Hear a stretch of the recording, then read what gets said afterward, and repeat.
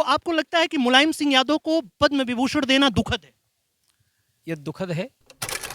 मैं सिर्फ हिंदुओं का नेता हूं और हिंदू नहीं है उनसे मेरा कोई संबंध। बागेश्वर 2024 का चुनाव निकट है और 2024 के चुनाव के निकट आते ही 22 तारीख को आगामी 22 जनवरी को राम मंदिर का उद्घाटन होना है।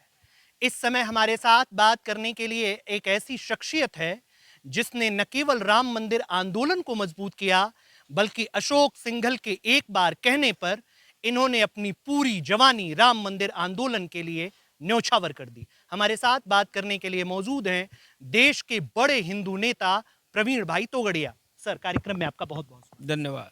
सर, प्रवीण भाई तोगड़िया, जब मैं नाम लेता हूं तो प्रवीण भाई तोगड़िया मुझे याद आते हैं कार सेवा में, आंदोलन में, और प्रवीण भाई तोगड़िया मुझे याद आते हैं गुजरात को चलाने में, गुजरात का निर्माण करने में। ऐसे प्रवीण तोगड़िया अब जबकि मंदिर बन रहा है, इस पूरे मंदिर के आंदोलन को आप कैसे देखते हैं? मंदिर का आंदोलन बहुत बड़ा संघर्ष का, हिम्मत का, साहस का, और 500 वर्षों तक आंदोलन करना कोई छोटी बात नहीं है। हमारी 25-25 पीढ़ियां कुर्बान हो गई, परंतु हमने राम मंदिर बनाने का हमारा स्वप्न कभी छोड़ा नहीं। पीढ़ियां कुर्बान होती गई, मंदिर का संघर्ष चलता रहा।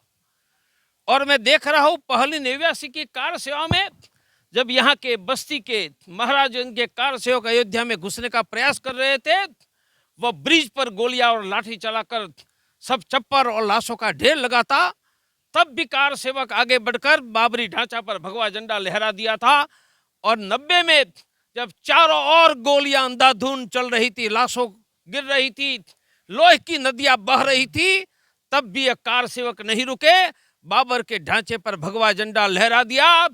यह कार सेवक नहीं थे, यह धर्म योद्धा थे।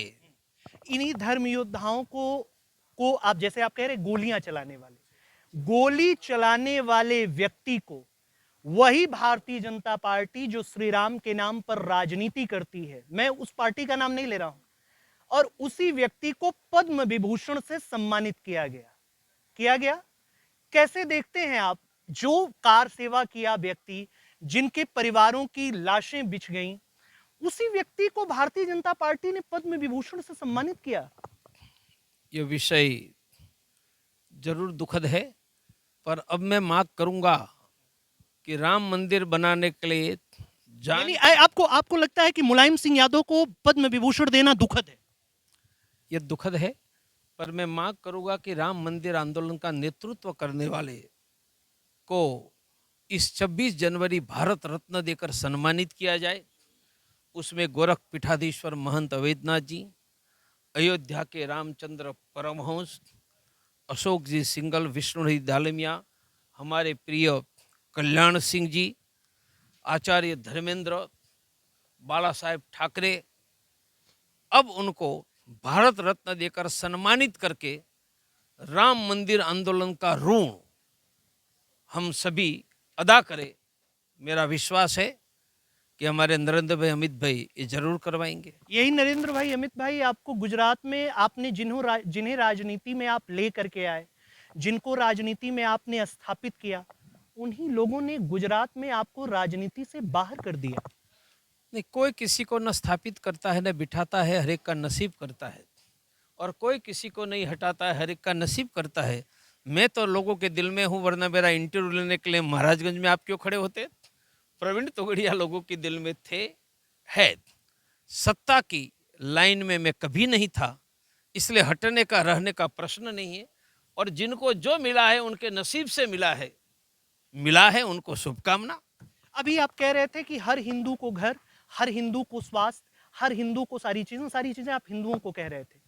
ऐसा नहीं लगता कि आप सांप्रदायिकता को बढ़ावा दे रहे हैं? मेरे भाई कान खोलकर सुन लो, मैं हिंदुओं का नेता हूं, मैं सिर्फ हिंदुओं का नेता हूं, और मैं सिर्फ हिंदुओं का नेता ही रहने वाला हूं। इसलिए हिंदुओं को खाना, हिंदू युवाओं को रोजगार, हिंदुओं को स्वास्थ्य, यही मेरा जीवन का आगे का सपना है। और जो मेरा धर्म छोड़कर चले गए उनसे मेरा कोई संबंध नहीं है। हिंदुओं को रोजगार, हिंदुओं को सारी चीजें, हिंदू के नेता हैं आप। अभी आपने खुल करके कहा कि मैं हिंदुओं का नेता हूं। क्या आपको लगता है कि अखिलेश यादव का यह आरोप कि भारतीय जनता पार्टी राम मंदिर के आंदोलन पर समाज को बांटने का काम कर रही है, कहां तक सही है?